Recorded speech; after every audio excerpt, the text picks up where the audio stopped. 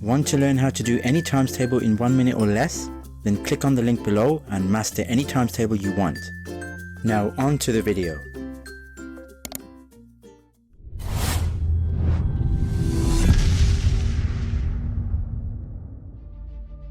How I went from this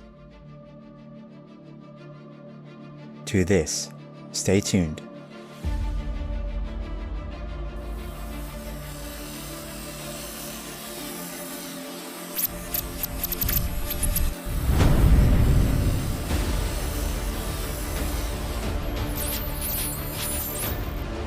Before we begin, make sure you've seen the Using Maths to Draw video, as I'll be using the same techniques and methods applied there, here as well, for this new piece. The difference being that the original piece was done using Autodesk Sketchbook, whereas this piece is done using Procreate. With the first piece in Autodesk Sketchbook, you could see from the video that I used a grid to map the original reference picture onto my canvas. And in Procreate, although you cannot see the grid, I am using a grid reference, and the lines are very faint as well. It just doesn't come visible in the recording, but I am using a faint grid. And the other difference is, instead of sketching or doing an outline of the reference piece, I actually go straight into color. So I render it immediately, which is a huge time saver.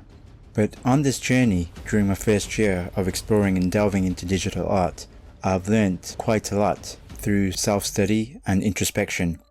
One of the main things that I've learned is to always be challenging yourself to take risks, because that will inevitably help you to grow as an artist. At first, I would always do sketches or do an outline of the reference. I would do a pencil outline of everything that needed to be done, and then I would go into the shading. Whereas now, after plenty of practice, I go straight into rendering. The main reason why is because it's such a huge time saver. Also, with regular practice, you get to build habits. Practice will help you to become better at anything that you do. So if you practice good habits, you'll become better at doing whatever the thing is really well. Conversely, if you practice bad habits, you become better at practicing those bad habits. So whatever you practice, whatever you do, you will get better at it. So I had to challenge myself from being comfortable just using pencil sketches and shading to exploring more into color. I think the reason why I was intimidated by color was because there was so much values and degrees to it, or complexity, so much different shades. I didn't know where to begin. Whereas with pencil sketches, it was more grayscale, so it wasn't just black and white, it was all shades of gray really. And you just had to vary or contrast different scales of grey, from really bright, so white, to black really. Whereas color, you have to vary. It's not just one simple color for each section. There are various colors used. One of the habits that I built up, and I think I picked this up from another artist, I would start with the main features of a character's face, so being the eyes, the nostrils or the nose, and the mouth.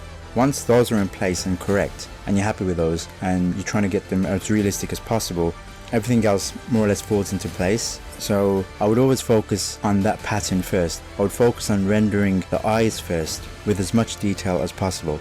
Then I would move on to the nose, or I would just place the nostrils, place the mouth, and then focus on the details afterwards. I would render them. And after I've put in those features, I would color block or just put a base color for the face or the rest of the body as well. And after putting the base color down, I would then render each part of the face. So I would go back. So instead of just focusing on the eye, I would focus on the area surrounding each eye. Then I would finish off the nose, and then I would finish off the mouth, including the teeth, if there are any on show. And then I would go into rendering the face, or shading the face with darker parts, as well as the highlights as well. I also made it a habit and a principle that I would never color pick from a reference photo. The reason being is because I wanted to get good at estimating the colors that are used in the reference photo. So I would naturally guess, or would try to pick the color closest to the one, or try and match it as much as I can just by observation alone, to see how close I can get to the actual photo. And most of the times it does work out, thankfully. But that again comes with practice, so that I can get better at identifying which colors are used. So once I lay down the base color or color block the main shapes or the main areas that need to be done, I would render the face, I would start with the forehead and then go down to the cheekbones, the cheeks, going down to the chin. And then once I've finished the face and the ears would come next as well. I'd render them after I've done the face. I would then focus on the hair, and I would always use a different brush, like a hairbrush, for the hair and put any highlights that stand out.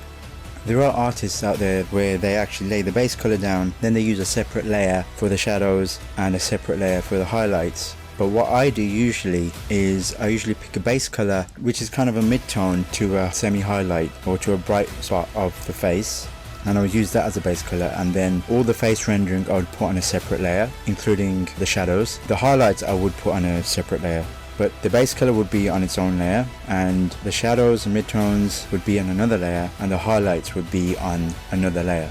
So effectively you have 3 separate layers just for like the face and the other parts of the body. And that really goes for everything else as well. If it's even like material or clothes, you have the base color, then you have the shadows and the midtones, and then you have the highlights on top of that. So that method, that technique will work for anything really.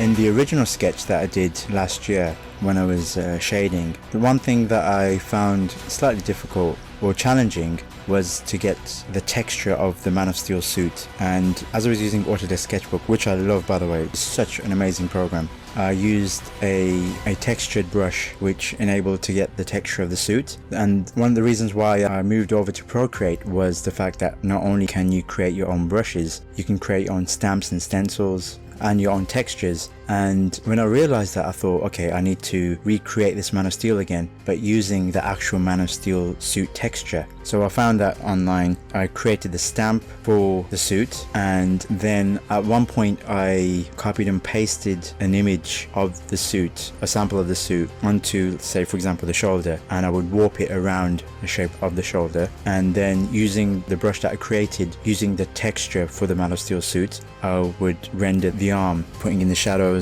and the highlights to get that 3D effect. And I used that textured brush for the rest of the suit as well. And what makes it stand out is really the highlights and the shadows. And I used that same brush to bring out the highlights, and the shadows would complement really well.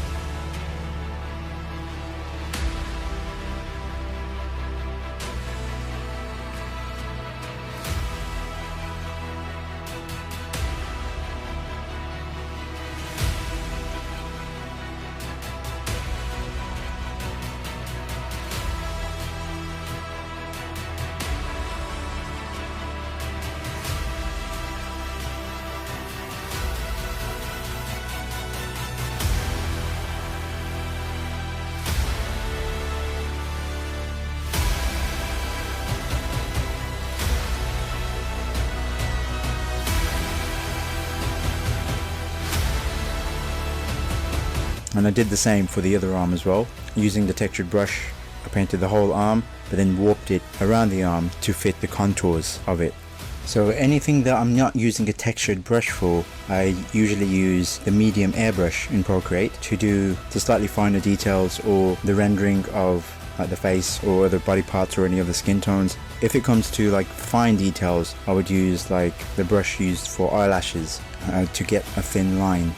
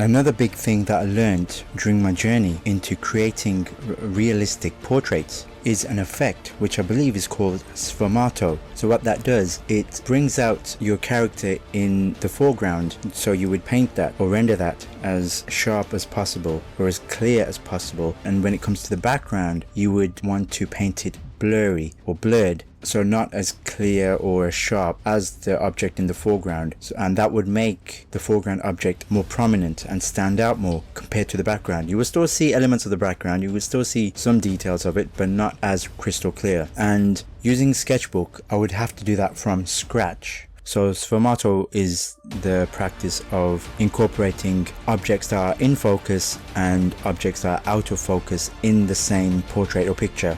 And that's what I did here as well. One of the great things about Procreate is that it has an effect called Gaussian blur, which enables you to either blur the whole layer or you can blur parts that you actually want to blur using your pencil. And so it just saves time and it makes things a lot easier to create that out of focus effect. So instead of rendering or painting objects as if they were out of focus, what you can do is you can paint normally to a good quality or to detail, and then you can use Gaussian blur to actually blur the whole thing to make it slightly out of focus. And I think that's an amazing feature of Procreate. And that's one of the reasons why I tend to use Procreate more now compared to Sketchbook. Mainly because of the extra features that it has compared to Sketchbook. But I would still recommend Sketchbook. It was my foundation program that taught me so much. It's still used by advanced artists even today. I just felt that I wanted to learn other effects and features, and Procreate offered those. So I just made that transition. But I will be proud to use Sketchbook anytime. It's such an amazing program and I can't recommend it enough. The other thing I learned during my journey was the importance of including backgrounds in each piece, as that not only tells the story of the piece that you're doing, but it helps to finish a piece instead of leaving it incomplete if there was no background. And the other good thing about backgrounds is you can experiment. You can have different backgrounds to see which one complements the foreground object or character or whatever it is in the foreground, which background complements it the most. In a lot of cases, which I've used myself, I've used different backgrounds for the same foreground piece, as a lot of backgrounds do complement the pieces that I do, but it also gives a different effect to the overall experience of the piece that you're witnessing. And I find that it also adds to that uniqueness as well, and it also gives some variety. So that's another useful thing that I learned. I hope you managed to pick up some tips from what I've learned during my journey, and I hope you liked this video. So do leave a like, leave a comment, share if you feel this may benefit others, and do subscribe and click the bell for more like this. Thank you so much for watching, and I'll see you next time.